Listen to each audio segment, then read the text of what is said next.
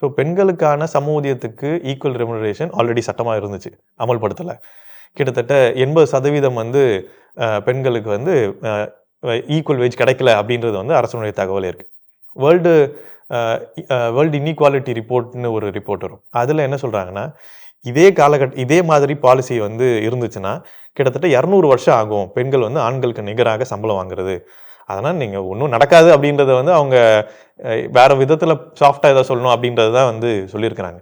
So அப்போ இதெல்லாம் வந்து செய்யணும்னா சட்டம் வந்து இருந்திருக்கு, சட்டத்தை அமல்படுத்தாததுக்கு நீங்கள் இப்போ என்ன புதுசாக பண்ணுறீங்க அப்படின்றதுக்கு இவங்ககிட்ட இந்த 4 லேபர் கோடில் இது வரைக்கும் எந்த ஒரு கிளாரிஃபிகேஷனும் இல்லை. அதை அமல்படுத்துவதற்கு என்ஃபோர்ஸ் பண்ணுறதுக்கான அம்சங்களும் இல்லை. தமிழ்நாட்டில் நைட் ஷிஃப்ட்டு பிபிஓஸில் ஐடி கம்பெனிஸில் பெண்கள் ஆல்ரெடி போயிட்டு தான் இருக்காங்க. போனால் உங்களுக்கு வந்து கூட ஒரு செக்யூரிட்டி இருக்கணும், ஆர் ஏதாவது ஒரு எம்ப்ளாயி இருக்கணும். ஃபஸ்ட்டு பெண்களை ட்ராப் பண்ணிவிட்டு லாஸ்ட்டு தான் வந்து மேல் எம்ப்ளாயை ட்ராப் பண்ணணும். இந்த மாதிரி எல்லா விதமான பிளேசஸும் வந்து இருக்குது. ஸோ இதெல்லாம் வந்து புதிய ஒரு அம்சம் கிடையாது. ஆனால் இதெல்லாம் புதுசு அப்படின்ற மாதிரி இவங்க கிளைம் பண்ணுறது தான் இங்கே இருக்கிற இவங்களுடைய ஏமாத்து வேலை.